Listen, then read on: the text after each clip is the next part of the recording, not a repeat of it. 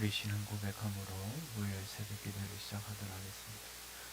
전능하사 천지를 만드신 하나님 아버지를 내가 믿사오며 그 외아들 우리 주 예수 그리스도를 믿사오니 이는 성령으로 잉태하사 동정녀 마리아에게 나시고 본디오 빌라도에게 고난을 받으사 십자가에 못 박혀 죽으시고 장사한 지 4일 만에 죽은 자 가운데서 다시 살아나시며 하늘에 오르사 전능하신 하나님 우편에 앉아 계시다가 저리로서 산자와 죽은 자를 심판하러 오시니 성령을 믿사오며 거룩한 공예와 성도가 서로 교통하는 것과 죄를 사하여 주시는 것과 몸이 다시 사는 것과 영원히 사는 것을 믿사옵나이다.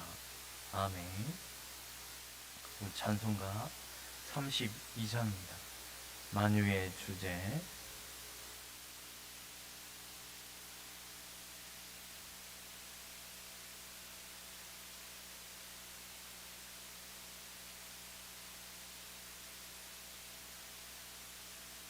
찬송가 32장 만유의 주제 함께 찬송하겠습니다.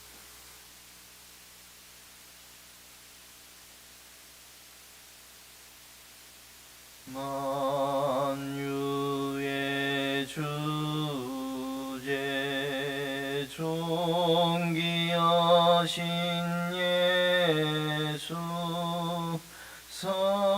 사람이 되신 하나님 나 사모하여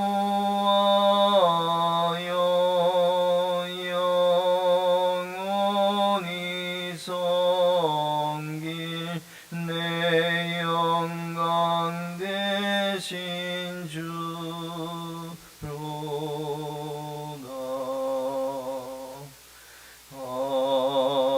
화려한 동산 무성한 저수모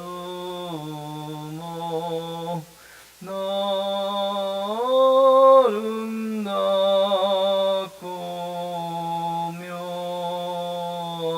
묘하나 순전함 예수도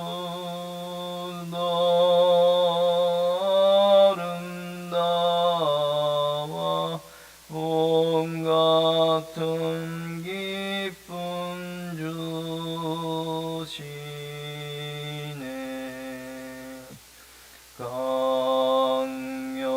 강명한 애와 명랑한 저 달빛 수많은 별들 빛나나 주 예수 빛은 더 찬란하여 참 비교할 수 없도다.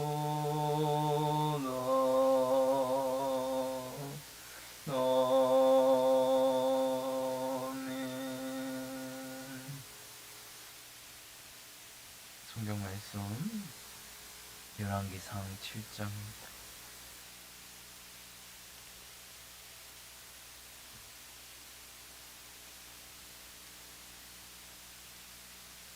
(7장) 27절에서 39절까지 말씀입니다.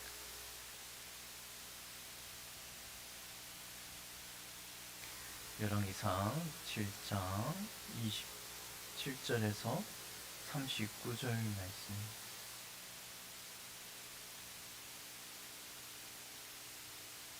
우리 한 절씩 교독하도록 하겠습니다.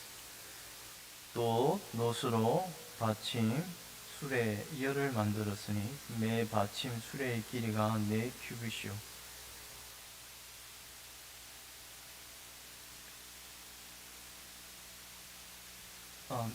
높이가 3규빗이라.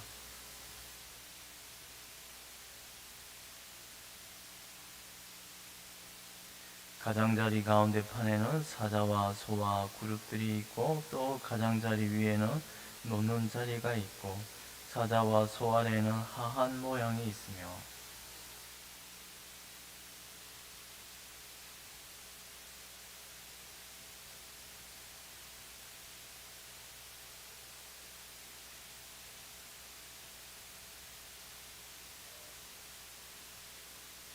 그 받침 수레 위로 들이켜 높이가 1규빗 되게 내민 것이 있고, 그 면은 직경 1규빗 반 되게 반 원형으로 우묵하며, 그 나머지 면에는 아로 새긴 것이 있으며, 그 내민 판들은 네모지고 둥글지 아니하며,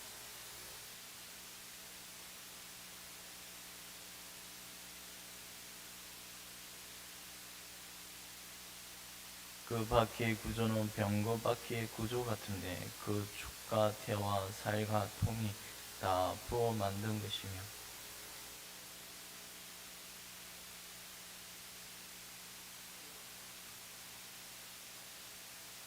받침수레 위에 둥근 테두리가 있는데 높이가 반 규빗이요, 또 받침수레 위에 버틴대와 옆판들이 받침수레와 연결되었고,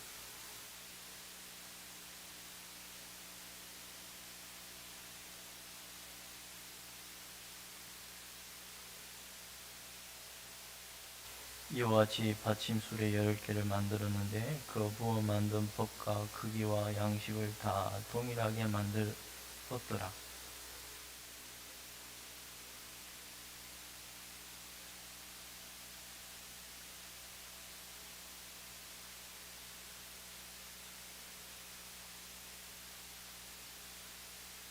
함께 읽도록 하겠습니다. 그 받침술의 5은 성전 오른쪽에 두었고, 5은 성전 왼쪽에 두었고, 성전 오른쪽 동남쪽에는 그 바다를 두었더라.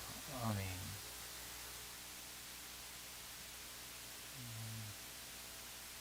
어제 저희가 높바다도 23절부터 26절까지 높바다에 대한 내용도 저희가 읽었습니다. 내용은 언급하지 않았습니다. 이 23절 보면 또 바다를 부어 만들었으니, 이 말 단어는 거의 바다입니다. 바다. 진짜 그 바다, 그 대양의 바다의 파도, 그 바다를 말하는데요. 직경이 10규빗이요, 모양이 둥글며 높이는 5규빗이요, 주인은 30규빗 줄을 두를 만하며, 아주 큰 높바다를 노수로 만든 큰 바다 모양으로 이렇게 둥글게 만들었는데, 그 아래에 소가 12마리 소가, 예, 3마리씩 동서남북으로 이렇게 받치고 있고, 그리고 그 머리는 밖으로 향하게 금 있습니다. 뒤쪽은 머리가 다 바깥으로 향하게, 동서남북으로 향하게, 그리고 그 바다를 파치고 있는 이런 모습을 나타내고 있는데요. 여러분, 높바다는 여기는 좀 우선 이 솔로몬의 성전 건축의 내용에 대한 그런 단어들은 여러분 어려운 단어들입니다. 우리가 여러분 지금 읽은 내용만으로도 그 내용을 정확히 이해하기 힘든 말입니다. 그만큼 이게 단어들이 어렵고요. 그런데 제가 이렇게 생각해 보면 하나님이 이런 의미를 감추었다고 저는 생각합니다.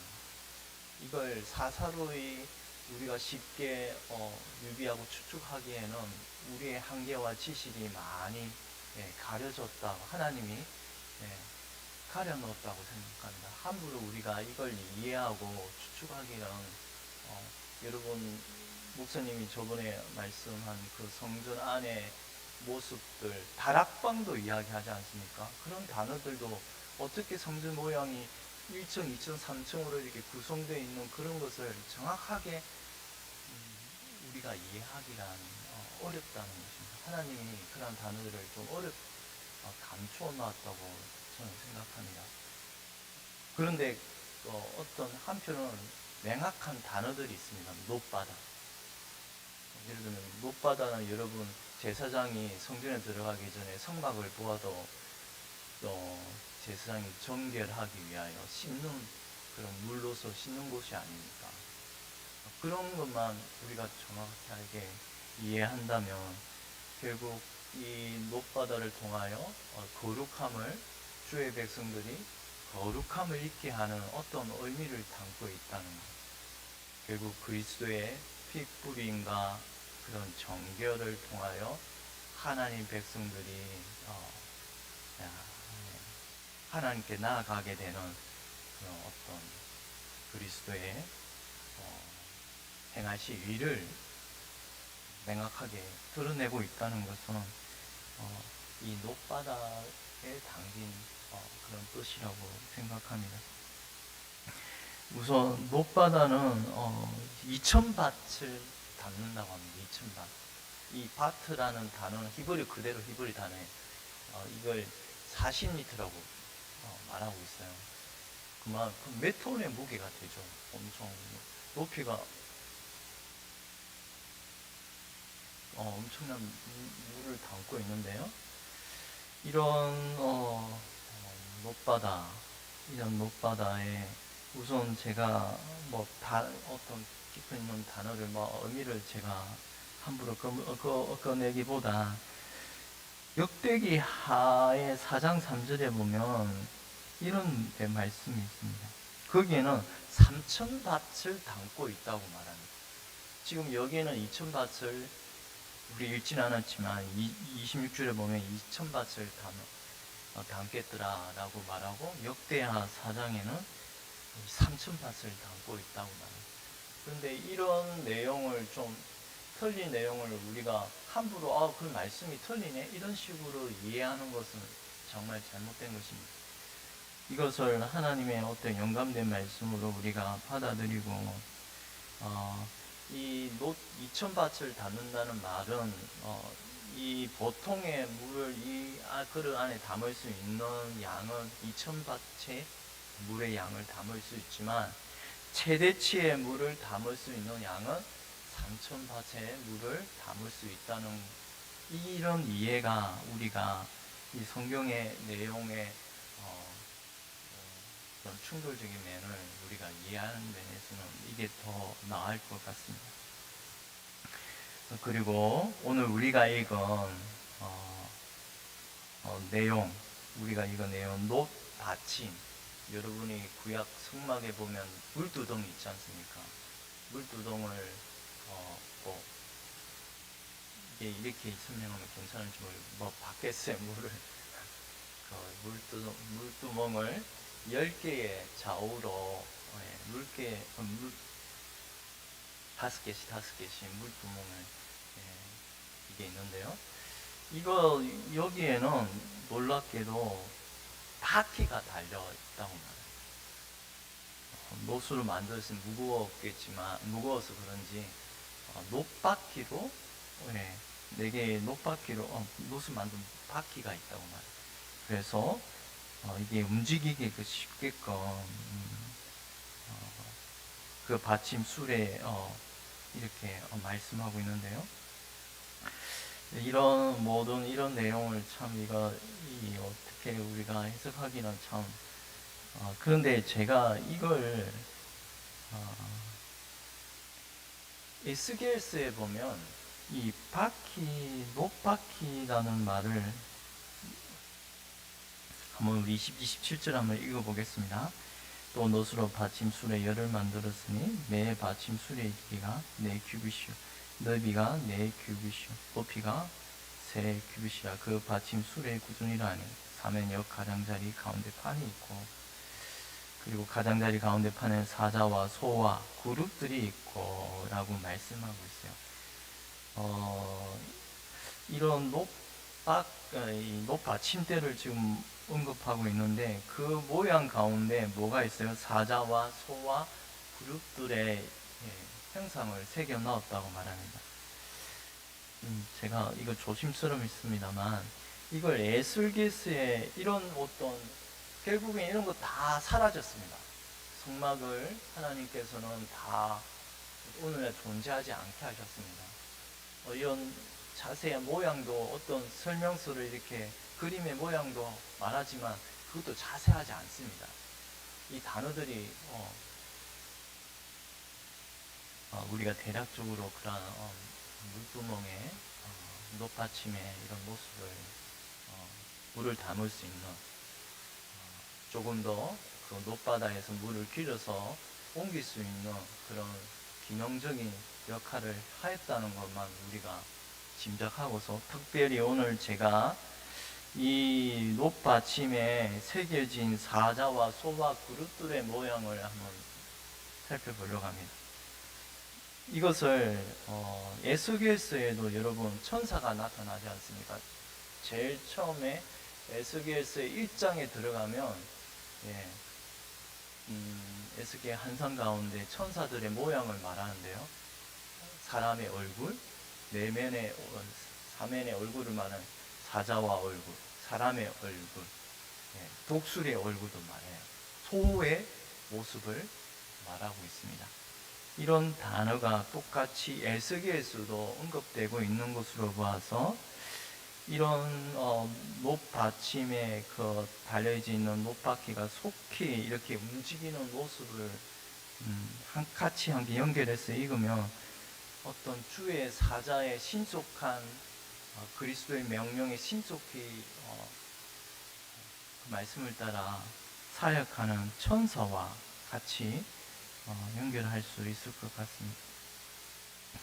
천사들을 그의 얼굴의 모양은 넷의 앞은 사람의 얼굴이요, 넷의 오른쪽은 사자의 얼굴이요, 넷의 왼쪽은 소의 얼굴이요, 넷의 뒤는 독수리의 얼굴이니, 이처럼 에스겔에서는 천사가 수종들은 이런 모습을 나타내고 있는데요. 결국 높받침도 어떤 주님의 말씀에 따라 주의 천사들이 속히 움직이는, 하나님의 말씀을 따라 속히 움직이는 그런 모습을 가르치고 있지 않은가 싶습니다. 그분은 그의 천사들을 바람으로, 그의 사역자들을 불꽃으로 삼으시느니라. 히브리서 1장에 나오는 말씀입니다. 그리스도의 사역자들, 천사들입니다. 천사들이, 그룹들이 하나님의 말씀에 따라서 움직이고 속히 이런 움직이는 모습을 높받침 가운데 담고 있지 않은가 싶습니다. 여러분이 이 높받침이라는 이 바퀴라는 단어가요, 그 에스겔서에서 병거 바퀴와 같이 천사 그룹들이 움직이는데 그 옆에 병거 바퀴가 같이 움직이는 이런 모습을 그려주고 있어요. 그런 의미와 같이 함께 연결 읽으면 이런 어떤 그리스도의 종으로서 속히 그분과 하나 된 모습으로 말씀을 따라 수종하는 그런 모습을 암시하고 있지 않은가 싶습니다.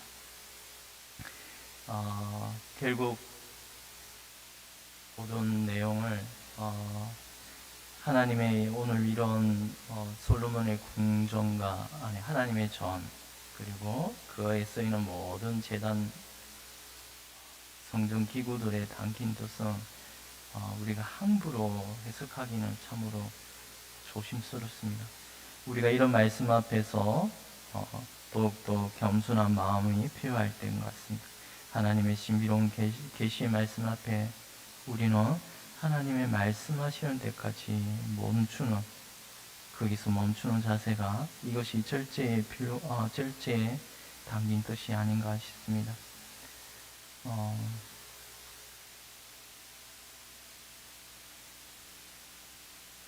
높바다에 담긴 뜻을 한번 다시 기억함으로 말씀 마치도록 하겠습니다. 또 그의 이름으로 제3을 받게 하는 회개가 예루살렘에서 시작하여 모든 족속에게 전파될 것이 기록되었으니, 예수 그리스도의 이름으로 회개하여 세례를 받음으로 제3을 받는 이런 복된 은혜가 예, 동서남북 온 방방곡곡으로 퍼지게 될 것을 이 높바다와 그리고 높아침의 가운데 남긴 뜻이 아닌가 싶습니다. 기도드리겠습니다.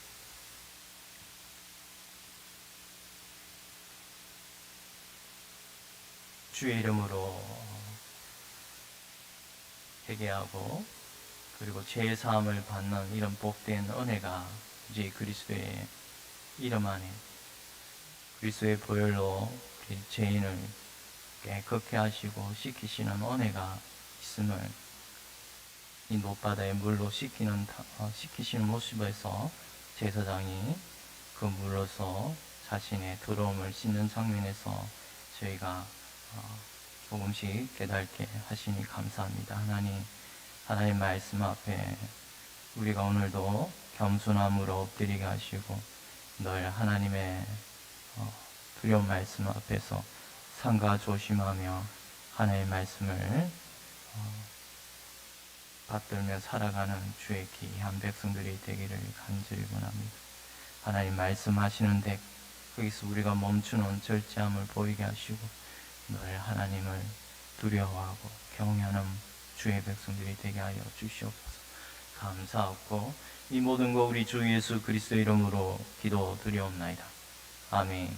하늘에 계신 우리 아버지여, 이름이 거룩히 여김을 받으시오며 나라의 임하옵시오며 뜻이 하늘에서 이루어진 것 같이 땅에서도 이루어지이다. 오늘날 우리에게 일용할 양식을 주옵시고 우리가 우리에게 죄지은 자를 사하여 준 것 같이 우리 죄를 사하여 주옵시고 우리를 시험에 들게 하지 마옵시며 다만 악에서 구하옵소서. 대개 나라와 근세와 영광이 아버지께 영원히 있사옵나이다. 아멘.